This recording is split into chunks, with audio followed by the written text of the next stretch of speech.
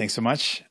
I want to talk about our priorities and some of the things that we want to see this new cabinet work on right away. From the beginning, we've said we believe in this pandemic, we need to continue supports for people, and we want to see this government reconsider the abrupt cutting off of supports when it comes to the CRB. There are still hundreds of thousands of Canadians that cannot get back to work, whose sectors are still shut down, who are unable to go back to their previous jobs, and they need help. And to cut off the supports while we're still in the pandemic was a wrong decision, and we're going to continue to put pressure on this government to reconsider that decision, particularly in light of the fact there hasn't been changes done to EI, so that folks that do not qualify for EI will still not have support. So we want to see changes to allow for self-employed and gig workers to have some social support, a social safety net. And right now that doesn't exist. And what was there is being removed. So that's a concern. Friday is the deadline for this government to decide whether or not they're going to appeal the Canadian Human Rights Tribunal decision that found that the Canadian government willfully and recklessly discriminated against Indigenous kids. The government has appealed that decision. They've lost that court decision. Now they've got a decision to further appeal it. And we're saying very clearly this government should stop fighting Indigenous kids in court. That is a wrong thing to do. Instead, they should comply with the Canadian Human Rights Tribunal decision and work on solving the problem with Indigenous communities. Solve the problem, stop fighting them in court, invest in the solutions. And we're fast approaching to the COP 2021. We want to see real commitments to fighting the climate crisis, and those are some key priorities that we want. When it comes to the cabinet shuffle, we know that there are serious problems in the Canadian military, and we want to see results. For 6 years, this Liberal government and Justin Trudeau have been sitting on the Deschamps report, which said very clearly there needs to be an independent process for women to bring forward serious concerns. That has not happened in 6 years. The climate of violence against women, sexual harassment continues, and sexual misconduct continues. Women are being told very clearly, even if you raise a concern, even if it makes it to the highest office, nothing is done. That sends a very chilling message to women, not just in the military, but across Canada. That has to end. They have to fix that problem. Again, with Indigenous, with the Indigenous ministries, we have seen this government fail when it comes to clean drinking water, stopping fighting Indigenous kids in court. They need to change that approach. That's the biggest concern. And we want to see actions on really solving these problems, delivering real justice. And that's what we're looking for. Donc, je veux encore répéter nos priorités, ce qu'on veut voir tout de suite et ce qu'on veut que ce cabinet commence à faire tout de suite. On veut que le gouvernement révise sa décision d'arrêter tout de suite les appuis. La PCRE, c'est essentiel qu'on continue l'aide aux gens, particulièrement parce qu'on est toujours dans une pandémie. Et il y a plusieurs personnes, il y a trop de gens qui sont toujours dans une situation où ils ne peuvent pas retourner au travail parce que leur secteur, c'est toujours fermé et ils sont toujours frappés par la pandémie. Donc, on exige le gouvernement de continuer l'aide aux gens au lieu de l'arrêter comme ils ont fait. Deuxièmement, on a une deadline ce vendredi où le gouvernement doit décider s'ils vont continuer de poursuivre les enfants autochtones en justice. On dit clairement que c'est la mauvaise chose à faire. Le gouvernement doit arrêter de poursuivre ces enfants parce que ces enfants étaient discriminés par le gouvernement canadien. C'était décidé par le tribunal des droits de la personne. Donc, le gouvernement doit travailler ensemble avec la communauté autochtone au lieu de les poursuivre en justice. Donc, ça, c'est aussi tellement important. Finalement, on a une conférence COP 2021 qui s'en vient très tôt. Et c'est important qu'on a des mesures concrètes pour faire face à la crise climatique. C'est essentiel et on va voir ça. Avec le cabinet, on a des enjeux essentiels qu'on doit régler, des problèmes énormes. Et pour nous, la priorité, c'est de régler ces problèmes. Ce n'est pas pour nous une priorité qui est dans la position, mais on veut voir les solutions. Donc, les deux enjeux qui touchent les cabinets. Premièrement, c'est la question de justice pour la communauté autochtone. Le bilan de ce gouvernement était une faillite et on veut voir les changements pour vraiment avoir la réconciliation et de voir la justice pour la communauté autochtone. Ça, c'est essentiel. Et deuxièmement, et aussi important, c'est ce qui se passe dans les forces canadiennes. Le fait qu'il y a une histoire qui continue de violence contre les femmes, des inconduites sexuelles, et le fait que depuis 2015, le rapport de Deschamps a dit clairement qu'on doit avoir un processus indépendant pour que les femmes puissent soulever des inquiétudes et des graves problèmes. Mais ce gouvernement n'a rien fait malgré ce rapport qui existe. Donc, on veut voir que les femmes sont écoutées, que ces changements sont faits et que le message qui était envoyé aux femmes qui ne sont pas écoutées, ce message arrête et on a un processus indépendant pour s'assurer que les femmes sont écoutées. Il y a un processus pour évaluer et avoir une enquête sur les inquiétudes qui sont soulevées. Merci pour le temps de partager ça. Thanks for the time, and I'm ready to take any questions you might have. And we'll now take questions, starting with questions on the phone, alternating between the phone line and the room. One question, one follow-up per reporter. Nous allons maintenant passer aux questions, en commençant par les questions au téléphone, en alternance avec une question dans la salle. Une question suivie comme à l'habitude. Operator, do we have a first question? Thank you. Merci. If you have a question, please press star 1 on the device's keypad. Si vous avez une question, faites étoile 1 sur votre appareil. La première question nous provient de Juliane Lapointe, Radio-Canada. À vous. Bonjour, M. Singh. Bonjour. J'aimerais vous entendre concernant, vous parlez beaucoup de la priorité concernant les Autochtones. Qu'est-ce que vous pensez des changements au cabinet concernant ce dossier-là? Si vous pouvez répéter la question, j'ai manqué la première partie de votre question. D'accord, vous avez parlé dans votre déclaration que vous croyez que c'est important, la priorité sur les enjeux des Autochtones. Qu'est-ce que vous pensez des changements au cabinet qui concernent ce dossier-là? Oui, c'est vraiment important pour nous, les enjeux qui touchent la communauté autochtone. Donc, on veut voir les changements. Pour nous, c'est plus important de voir des changements, des actions concrètes que de voir des changements dans le cabinet. Ça, c'est pourquoi j'ai souligné l'importance de cette décision qui s'en vient dans quelques journées. Ça va montrer si ce gouvernement et si ce cabinet veut vraiment mettre en œuvre la réconciliation, veut mettre en œuvre la justice pour la communauté autochtone, s'il décide de continuer la poursuite en justice contre la communauté autochtone, contre les enfants autochtones en fait, ça va montrer que on n'a pas un changement de l'approche de ce gouvernement. Donc, pour moi, c'est moins important d'avoir un changement de cabinet, c'est plus important d'avoir un changement d'approche parce que le bilan était une faillite et ça blesse la communauté autochtone. Il continue de vivre des inégalités et je veux que ça change.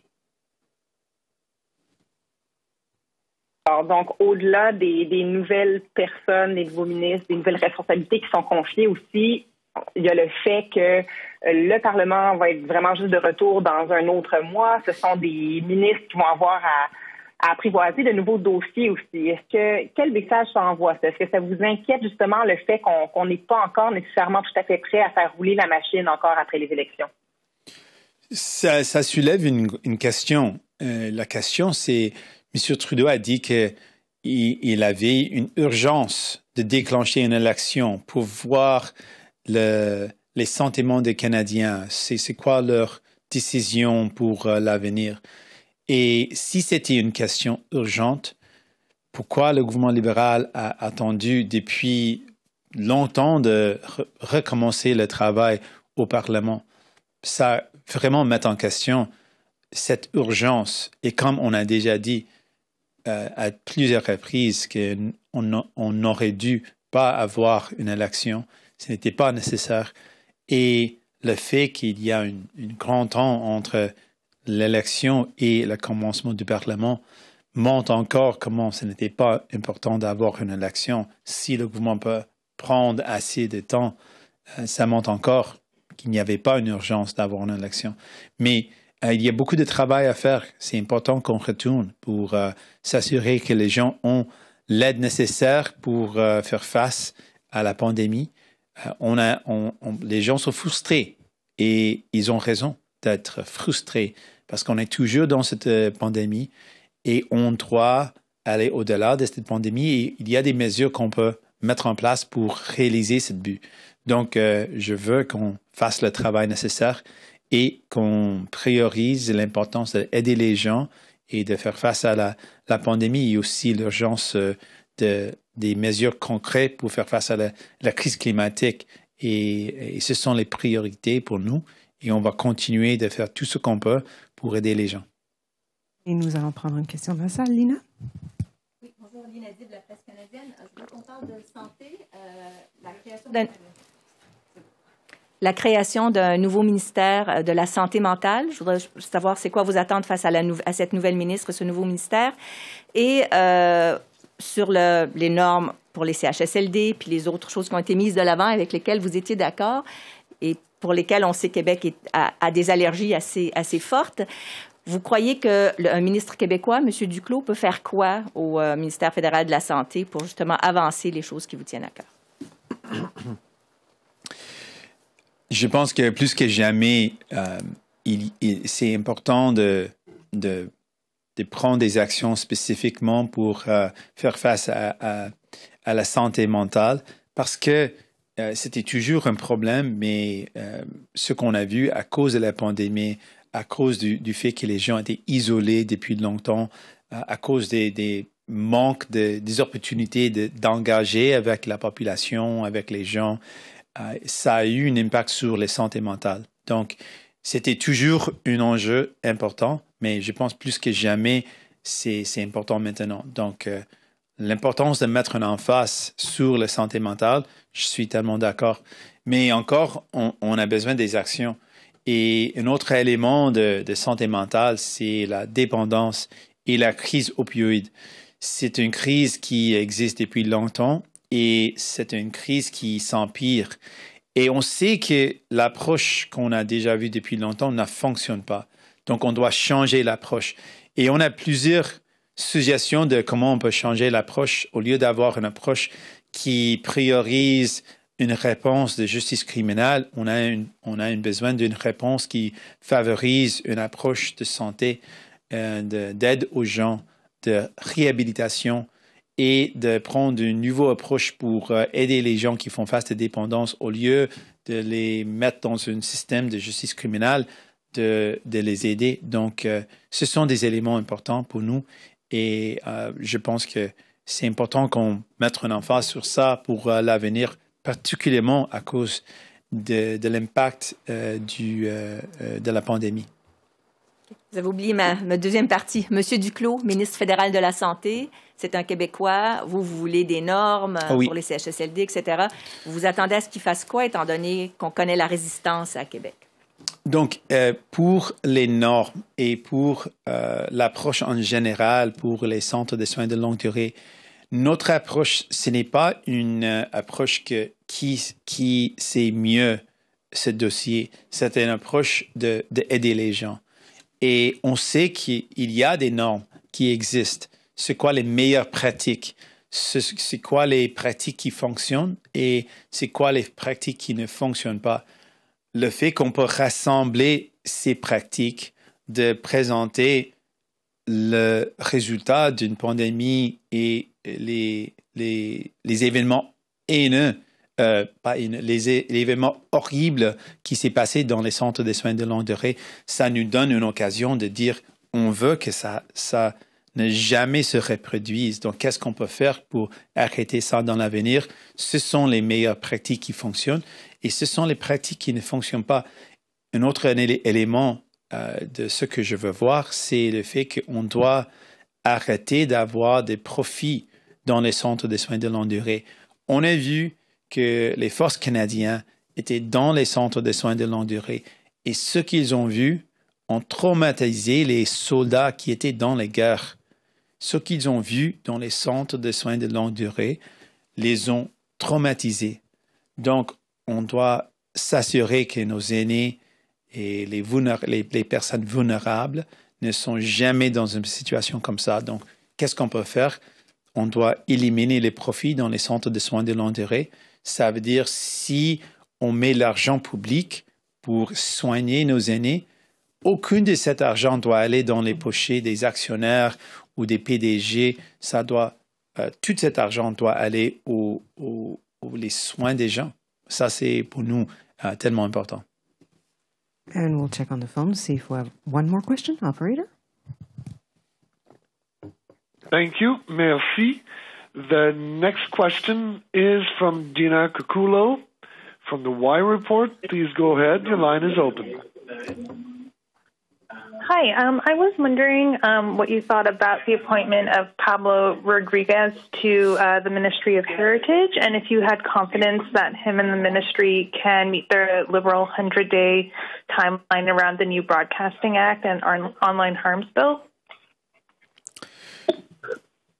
Again, I don't have a specific concern about who is in the cabinet, but on the file itself, I'm really concerned about two things. One, online hate is absolutely a serious problem. It is increasing divides. It is creating divisions that are resulting in violence against people for who they are. We know that online hate is directly responsible for promoting hateful messages and violent messages. And we know we need to deal with online hate. And we've also recently learned from the testimony of the whistleblower from Facebook that social media companies sometimes, and in Facebook's case, regularly favor and promote messages that are divisive and controversial and perhaps hateful. They do that on purpose because it creates more engagement. And that is favoring messages that could really have a negative impact on society and on people's lives. So we cannot leave it to social media to regulate which content gets promoted. If we leave it to social media, they are going to promote, as the whistleblower who worked in Facebook testified, they are going to promote messages that are purposely divisive, that are purposely hateful, and could be misinformation because it's going to get more clicks, it's going to get more engagement. That is horrible. That should not be allowed to continue. And we have a responsibility to protect people, to prevent this misinformation and hateful messages from spreading. And we cannot leave it to a private company that has no interest in protecting people and, in fact, has an opposite interest. So I think that's really important. And we've seen the impacts. We've seen the rise of anti-Asian hate. We've seen Islamophobia take lives. We've seen the increase in anti-Semitism.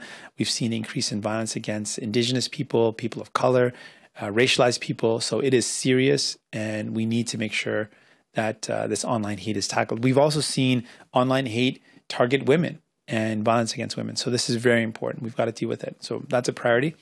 And then making sure that we've got laws in place that protect Canadian content and Canadian broadcasting and don't allow or allow us to have some say in terms of encouraging and promoting and protecting Canadian content is also very important. You know, if we leave it to social media companies, they're not going to have any interest in promoting Canadian content or protecting Canadian artists and their creativity and their contributions. They have no interest in that.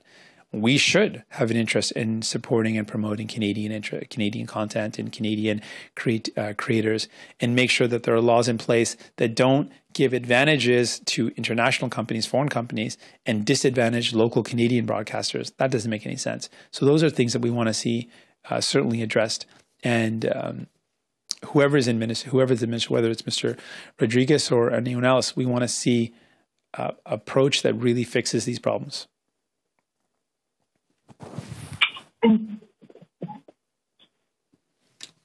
Follow up?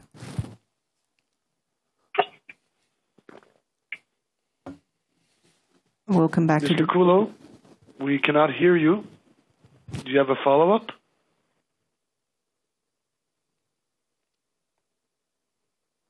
Okay, we'll come back to the room. Boris? Merci, Boris Proulx du Devoir. Je comprends, M. Singh, que vous ne voulez pas aller dans le détail de oui ou non, c'est une bonne nomination, mais 2 des dossiers que vous avez mentionnés, défense nationale, autochtone, les ministres sont, n'ont plus cette responsabilité, n'ont plus ce portefeuille, mais sont restés au sein du Conseil des ministres, au sein du cabinet. Est-ce que, selon vous, ils ont été adéquatement punis? Est-ce que, selon vous, ils méritaient de rester au sein du gouvernement? Ce que ça montre, le fait qu'ils restent au cabinet, ça montre que, finalement, la personne qui a le pouvoir de prendre des décisions, finalement, c'est le premier ministre.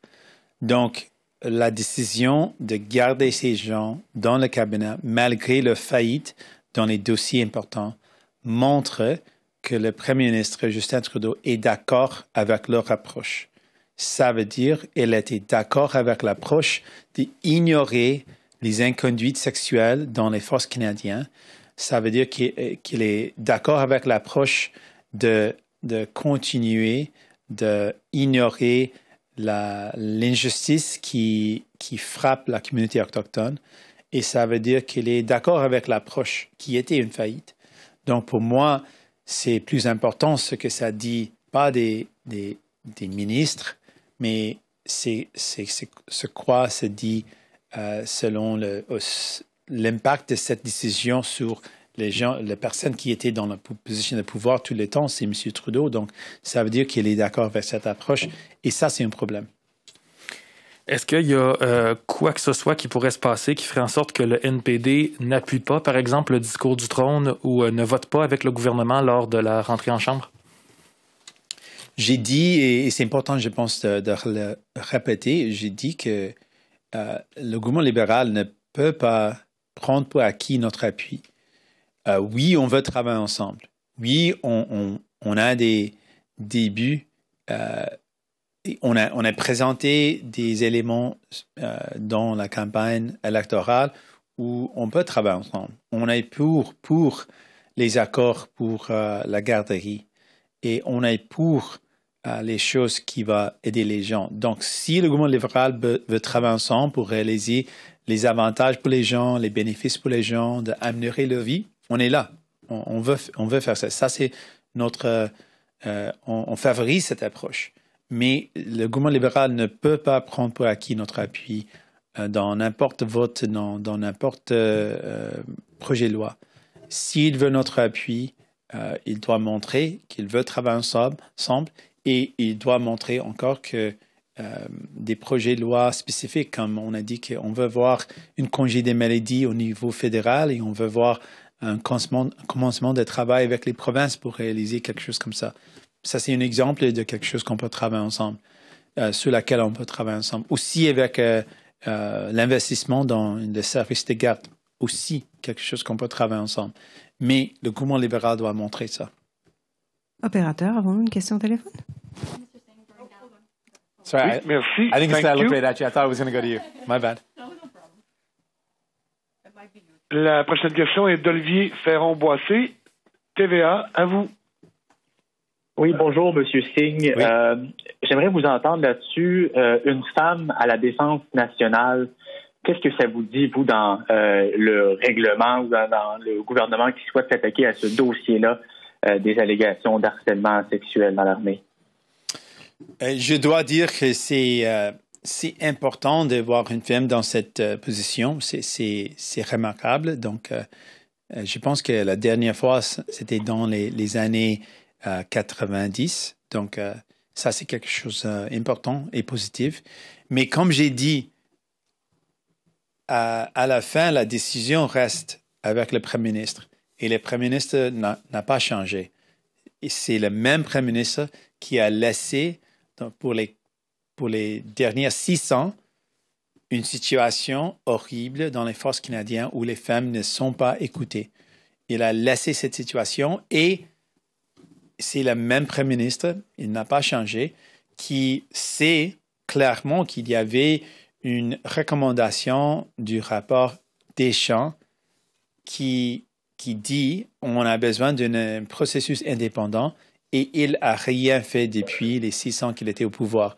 Donc, c'est positif d'avoir une femme dans le dossier, mais M. Trudeau continue d'être le Premier ministre et il était au pouvoir pour 6 ans et rien n'a été fait. Et ça, c'est vraiment le problème. So we've seen, it's really positive. I want to say it's pretty remarkable to have a woman in this role in the defense as a Minister of Defense, and that's something I think needs to be highlighted. It hasn't happened, I think, since the 90s, and that's a positive thing.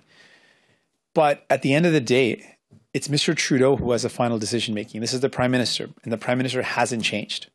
The same Prime Minister who's been in power for 6 years and who's known about the problems in the Canadian forces because there's been a Supreme Court Justice report done in 2015, the Deschamps report.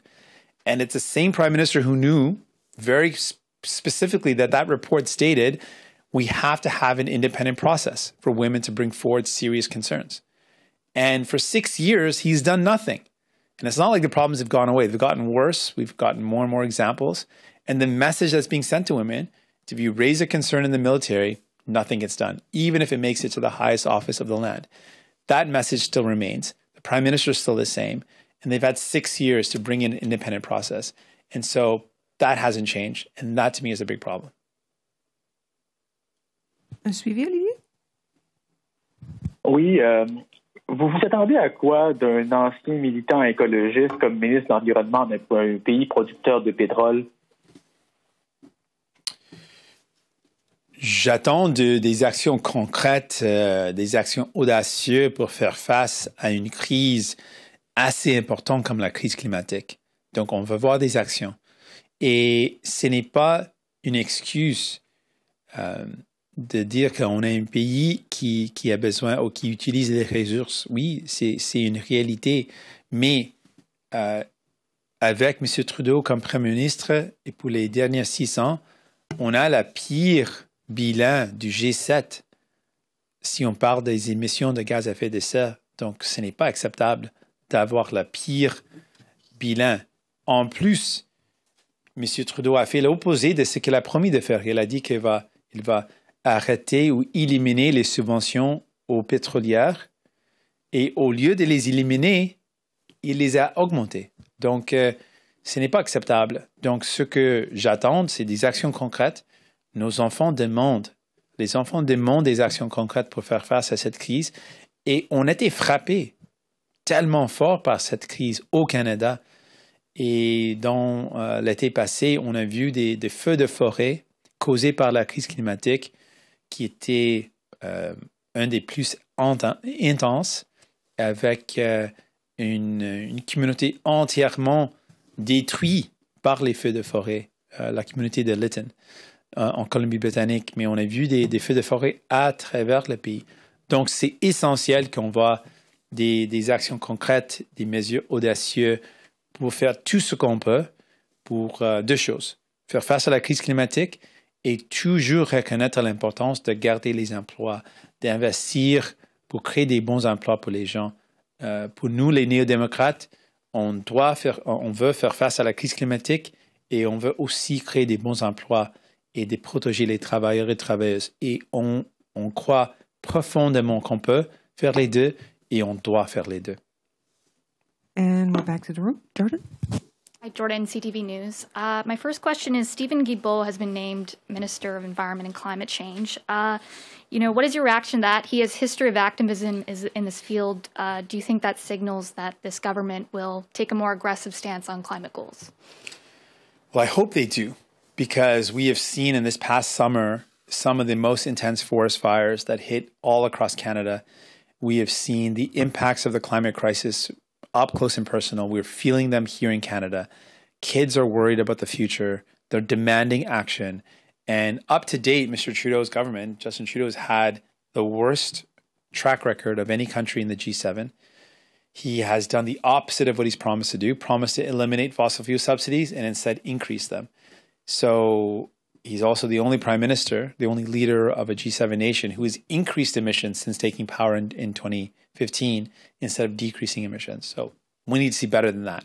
We need to see real, bold, and concrete actions to reduce our emissions in a real profound way so that we can protect our planet, protect our environment, so our kids will have a legacy that we can say to them that we fought with everything we had to protect their future.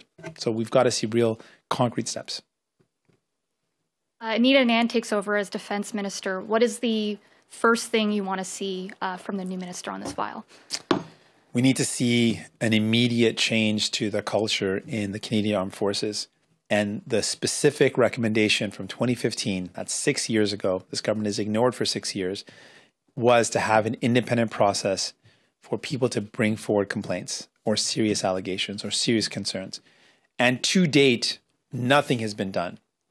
And I want to also just highlight that instead of acting on this key recommendation from 2015, Justin Trudeau announced another inquiry enlisting another Supreme Court justice. And that would make sense if you put in place the first recommendation and it didn't work and you want to have a follow-up. But you haven't. Mr. Justin Trudeau hasn't yet put in place that basic recommendation, not basic, the most important recommendation that was highlighted very clearly in the executive summary and throughout the report, that we need to have an independent process. And the reason why this is so important is, like, look at the message it sends to women right now. If you're a woman in the military, there's serious allegations of sexual misconduct that have been raised again and again. But women have raised concerns and nothing happens. A woman, and this is the story that made headlines, raised a concern. They made it to the Minister of Defense's office, made it to the Prime Minister's office, and nothing was done. No actions were taken. Where would that ever happen where nothing is done? No actions are taken, no follow-up. That is really serious. And the fact that that is continuing is pretty bad. And this government is not taking this seriously. And the message that's being sent is horrible. It is a chilling message to women, not just in the military. It's important for us to note that it's not just the military that this impacts. If women across Canada are seeing that the federal government, the highest government of the land, and in the military is not taking action, what does that say to women in any area of life, in any walk of life? It sends a very chilling message, and it has to be taken really seriously. And that's something I want to see immediately. Opérateur, avons-nous une question au téléphone? Thank you. Merci. Once again, please press star 1 on the device's keypad. De nouveau, faites étoile 1 sur votre appareil pour toute question, for any questions.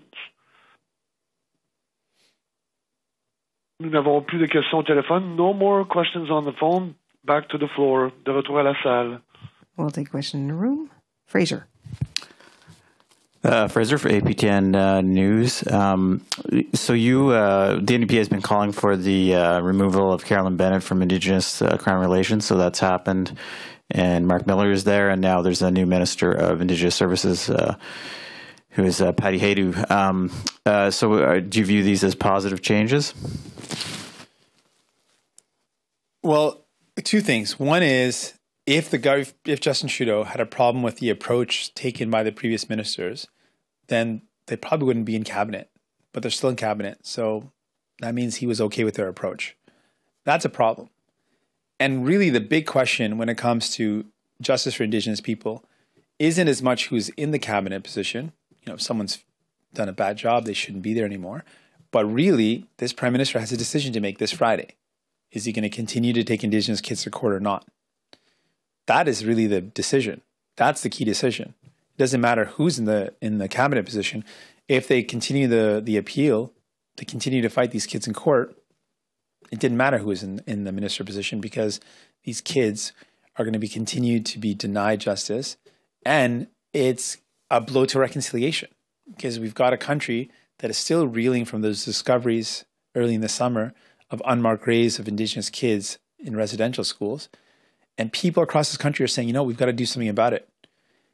Well, how does this make any sense? If people are demanding justice for those kids that were killed, those kids that lost their lives, they were stripped of their language, their identity, their sense of self, and of their lives, and now that same discrimination against kids is continuing in Indigenous child welfare, and instead of fixing the problem, instead of accepting that, yes, there's discrimination, this government's appealing that. I mean, how would it matter who is in the minister if they continue with that type of decision? That's really what we're talking about. The actions that they take, not who is filling in the cabinet roles. You yourself are currently the Indigenous Affairs critic. Of course, after the last election, there's been some changes in the composition of your party, including a new Indigenous member in Edmonton. Are you going to stay on in the Indigenous Affairs critical role in the new shadow cabinet? I appreciate the question. We do have actually an additional two members of our caucus that are Indigenous. We've got Blake Desjardins, who's Métis, and Laurie Idlout. So we've got in addition to Leah Gazan, who is returning. So we've got a really strong team, and we'll be really excited to share with you our cabinet roles in the future. Prochaine question, Vincent. Oui, bonjour, Marco Belair-Cirino du Devoir. Je me demandais comment vous comptez vous comporter. Vous êtes les élus d'opposition majoritaires dans la Chambre. Vous avez le contrôle, sauf erreur, des comités parlementaires. Est-ce que vous avez déjà des idées en tête? Vous parlez beaucoup là, du rapport des champs des Forces armées canadiennes. Est-ce que vous pourriez convoquer les hauts gradés des Forces armées canadiennes en comité pour leur demander de rendre des comptes sur les actions qu'ils ont entreprises depuis le dépôt du rapport des champs? Comment, comme parti d'opposition, vous allez, profiter de votre situation là, face à un gouvernement minoritaire? Merci pour la question. Donc, oui, on a des questions de qu'est-ce que les forces canadiennes ont fait pour régler ce problème. Mais plus que ça, c'est vraiment la responsabilité du gouvernement de mettre en œuvre les changements. Le rapport des Deschamps a été fait pour le gouvernement fédéral. Donc, c'est au gouvernement fédéral de prendre les décisions spécifiques pour régler ces problèmes.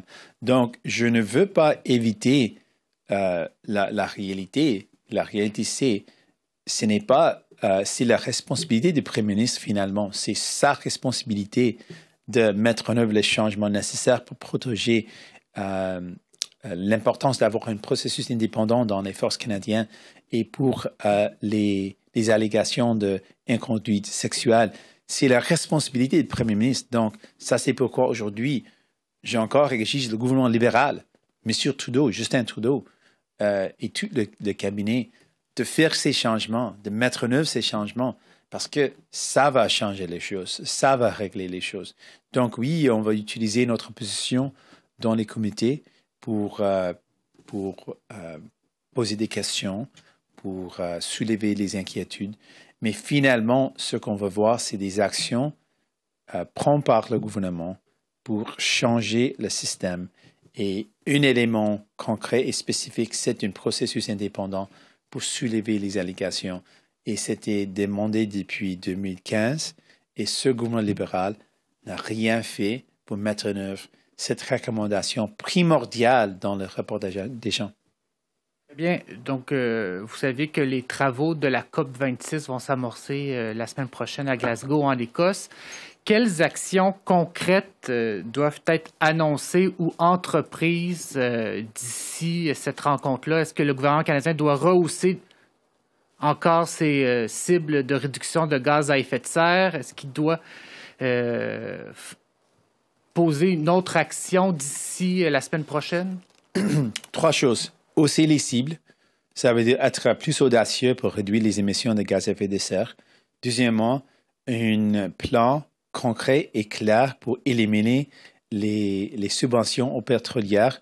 Troisièmement, un plan pour investir dans la création des nouveaux emplois dans une économie plus renouvelable, une économie plus durable.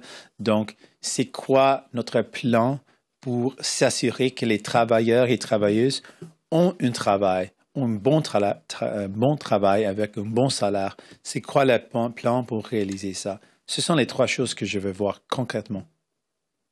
Dernière question, last question, Menika. Hello, Mr. Singh. Menika Ramrams, Globe and Mail. Good to see you again. You too. My colleague recently mentioned about how Carolyn Bennett is no longer the Minister of Indigenous Crown Relations. It's now Mark Miller. So if you could speak to Minister Miller, what would you ask him to prioritize? Like, what are the immediate actions that he should take in his new role? Well, I would say this to the Prime Minister, really. It's at the end of the day, it's the Prime Minister's responsibility to lay out the mandate, to lay out what needs to happen. And so I'll answer the same question, but I'm say to the Prime Minister, stop fighting Indigenous kids in court, immediately make sure that every Indigenous community has clean drinking water, and truly to walk the path of justice. We've got two really clear paths that have been laid out. The Truth and Reconciliation Commission has the calls to action, and the Murdered and Missing Indigenous Women and Girls has the calls to truth. Let's see those implemented. Those are some really concrete things that can happen right away that would truly show a desire for justice for Indigenous people, and would be following through on demands for action, demands for truth, demands for justice from the Indigenous communities who came up with these really important steps. So those would be three top priorities. Let's get those done. And just lastly, you see now the new ministers. How much hope do you have that this is a cabinet that will address the issues you outlined here today as priorities? Do you think this is a cabinet that you can work with? Well, I would say I've never doubted that we can, like there is a possibility to work together. It really comes down to, do they want to? And that's why I put it out. Like, if you want to, if the Liberal government wants to work together, we've laid out what we want. And there are a lot of things that we agreed on, albeit we want to see it actually done, not just talked about. And the Liberals often just talk about it and don't do it. But we want to bring in paid sick leave. I asked 22 times over the past 18 months, let's expand it. And some of the times I asked that question, the Prime Minister mocked the question. And now, in the middle of the campaign, or just a month ago in the middle of the campaign, said, okay, yeah, we'll commit to it. So let's do that. We believe in childcare. We've long campaigned on making sure people have access to childcare. If the government wants to work on that, we're ready. We're here for that. If they want to invest in healthcare, we believe in that. Pharmacare is something we've long campaigned on. Prime Minister campaigned on it in 2019, seems to have abandoned it. But if he wants to do it, we're ready. Like, if there's anything that's going to be any support that's needed to do something that's going to help people, we're here. We're ready. Not only would we support it, but we would help make it happen faster. We want to be actively involved in making things better for people. But that's really on the Liberal government if they want to do these things. If they don't, if they're not interested in working for people, they certainly can't count on our support. And there's other folks I'm sure they can count on if they want to bring in changes that hurt people. Maybe the Conservatives, maybe other parties. But for us, we are here to make sure life is better for people, and I've always been ready to do that. I am worried that the cabinet changes don't change who's at the top of this. And a lot of these things have been around for the past 6 years since Mr. Trudeau has been in power, and those changes haven't happened. And so changing the Minister of Defense doesn't change the fact that Mr. Trudeau has known about the problems for 6 years and didn't act. Changing the minister that deals with Indigenous services doesn't change that they've got a decision to make in a couple of days whether they're going to appeal or fight Indigenous kids in court. So those are really the things that we want to see, concrete actions, not just who's in the different roles. And this concludes the press conference. Si me fait la conférence de presse. Merci. Okay, merci beaucoup. Thank you.